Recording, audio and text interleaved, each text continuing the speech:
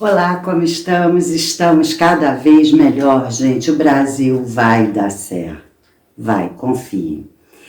Então, hoje eles não conseguiram mais, quer dizer, hoje, terça-feira, porque até esse vídeo chegar e ser editado, já está na quarta, né? Eles não conseguiram mais segurar. Ontem o Lula ignorou, numa coletiva de imprensa, eu acho que todo mundo viu, a pergunta de uma jornalista sobre o que ele achou da manifestação na Paulista, e ele ignorou, não respondeu e saiu logo depois do recinto. Mas não deu mais, a pressão está grande, ele precisa falar, né? E hoje as mídias lulistas, UOL, Rede TV, né, enfim, eles começaram já a falar. Primeiro, a jornalista, que é com certeza MBL, fez campanha para o Lula e tal, porque tinha que derrubar o bolsonarismo, né, para mais tarde ter o apoio do Alckmin, a Madeleine Laxo. Ela não se conteve, ela mandou a real. Ela não falou, ela não diminuiu, não fez pouco caso da quantidade de pessoas e do efeito, né? Ela ficou apavorada. E logo depois o presidente Lula também demonstrou isso. Eu vou colocar para vocês as palavras da Madeleine, tá bom? Vamos ver. É muita gente. É muita gente, muita. Eu sei que tem gente que não vai gostar disso que eu estou falando, porque entre a realidade e a gente se convencer de uma realidade alternativa, às vezes tentar se convencer de uma realidade alternativa, foram 2 quarteirões, foram 3 quarteirões. Não, foi muita gente. E isso não tem nada a ver com o que vai acontecer judicialmente com o Bolsonaro, não pode ser a tentativa dele isso. Mas o que a gente vê é, ali, não sei se tinha só bolsonarista, não. Não acho que seja isso. Conheço pessoas que nem gostam do Bolsonaro que estavam lá. De repente, o Bolsonaro conseguiu catalisar em torno da figura dele, de maneira definitiva, o sentimento do antipetismo. É isso aí. Aprendeu, né? O bolsonarismo não se trata mais de Bolsonaro, a pessoa dele, mas o que ele representa. Hoje em dia é a única pessoa que representa verdadeiramente e com força, com o povo junto, o antilulismo. Antilulismo, antipetismo, porque o Lula um dia acaba, mas o PT também tem que acabar. E os braços deles também. E é isso que o bolsonarismo, como eles dizem, representa. Bolsonaro não é mais uma pessoa, não é mais um CPF. Bolsonaro é a força de um povo, é a voz de um povo. Porque nós não éramos para ser chamados de bolsonaristas, e ninguém devia querer derrubar o bolsonarismo. Nós deveríamos ser chamados de patriotas, e ninguém deveria combater o patriotismo. Mas se é esse nome que eles querem dar, então sim. O bolsonarismo é o patriotismo de um povo, não é uma pessoa. Ficou claro? A Madeleine entendeu, e o Lula também. Como a entrevista dele foi na Rede TV e postado pela UOL, eu não vou poder mostrar para vocês o vídeo, né? Vocês sabem, tem problema aqui no YouTube, então eu dei uma embaçada, mas a gente dá para ver e reconhecer que é o Lula, tá? Vocês vão ver, tá atrapalhadinho, mas o que importa não é o que a gente tem para ver, é o que a gente tem para ouvir. E eu fiz uns cortes mais significativos dessa entrevista, porque senão a gente, né, ia ficar aqui o tempo todo vendo uma entrevista com bobagens de Lula. Meu Deus do céu, ninguém aguenta ouvir esse homem, gente. Então, cortar só o que nos interessa, a gente já tem que fazer sacrifício para ouvir. Mas é importante para a gente agora fazer sacrifício para ouvir esse homem, aí não dá.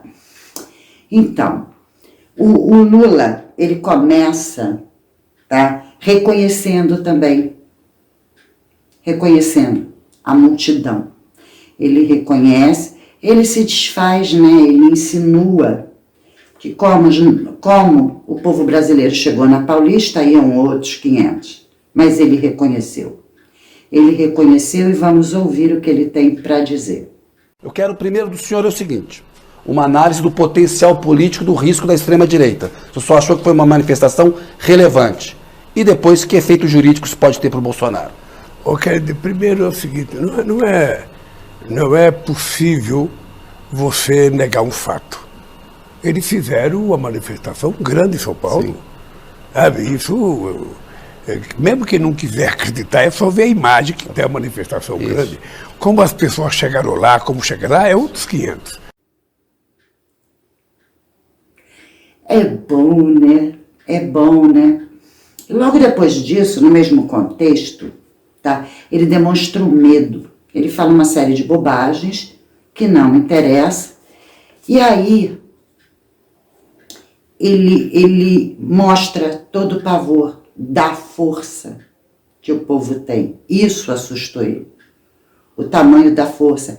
E ele fala com todas as letras, eles não estão de brincadeira. E nós não estamos de brincadeira.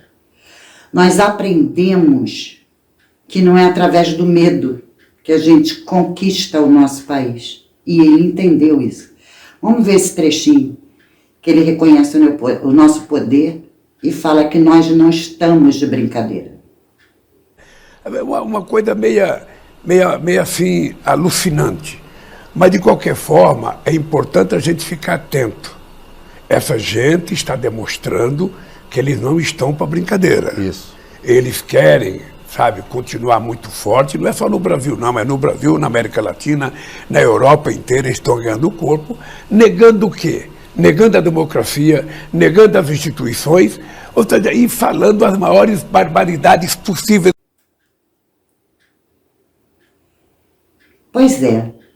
E aí, logo depois disso, na sequência, mais um monte de besteirinhas, e ele alega que é por conta disso que precisa se regular as redes sociais, para que a gente não tenha voz, para que a gente não tenha união, para que a gente não saiba nos organizar. Eu acho meio impossível derrubar as redes sociais, né? Eu acho meio impossível. Parece que o Congresso entendeu que a gente tem força. Parece que o Congresso não quer, todos aqueles que estão lá, não quer acabar a carreira ali na frente. Eles precisam do povo para dar continuidade à carreira deles, porque eles são carreiristas. E é essa a nossa força. É essa a nossa força. Não adianta negociações no Congresso, emendas e emendas. Uma hora eles vão precisar do povo. E eles entenderam isso sim. Eles entenderam a nossa força, né? E o Lula fala em regulamentação das redes. Vamos dar uma olhada. Ou seja, como é que você vai combater isso se você não tiver uma decisão que não é só de um país, é do sistema ONU, para que a gente possa controlar as chamadas empresas de aplicativo naquilo que diz respeito à violência contra a democracia, as redes sociais, a violência contra as pessoas. Sim. Ou seja, porque você não pode confundir liberdade de você dizer as coisas sérias com a liberdade de você provocar as pessoas. Por último, ele fala que ainda tem muita gente para ser investigada, ele continua a ameaça. Ele ridiculariza o Bolsonaro dizendo que ele precisa ser investigado, ele debocha. Mas o mais importante é ele falar que ainda tem muita gente para ser investigado. Ou seja, a sanha deles é prender qualquer um que eles acreditem que possa financiar, patrocinar, movimentar o povo brasileiro. E ele deixa isso bem claro com a ameaça. Vamos dar uma olhada. Tem muita gente ainda para ser investigada, ainda está se levantando quem é que financiou. Ou seja, não é um processo assim. O cidadão está pedindo anistia antecipada. Ou seja, não, você primeiro vai ser julgado, você cometeu muita barbaridade, você vai ser julgado, você vai ser apreciado, você vai ter o seu advogado de defesa. Eu só quero que você tenha a presunção de inocência que eu não tive. Eu quero que você tenha para você dizer o que você fez ou o que você não fez. É um direito seu, é um direito da democracia e é isso que eu garanto, sabe, para o meu melhor amigo, para o meu pior inimigo. O direito de defesa pleno. Mas tem que ser ouvido, vai pedir anistia, sabe? Quer apagar a bobagem que fez? Então, gente, é isso aí. Todas essas falas, resumindo no pacote, ele tentou dar um recado através de ameaças, né? Que ainda tem muita gente para ser investigada. A ameaça da regulamentação das mídias. Mas o mais importante, ele demonstrou medo. Eles não estão para brincadeira. É a melhor frase, o entendimento e aceitação do nosso recado. E é o primeiro. É o primeiro. A Paulista só iniciou uma nova era. Então é isso, gente. Já dei o meu recado. Fiquem com Deus. Beijo no coração de vocês e até a próxima.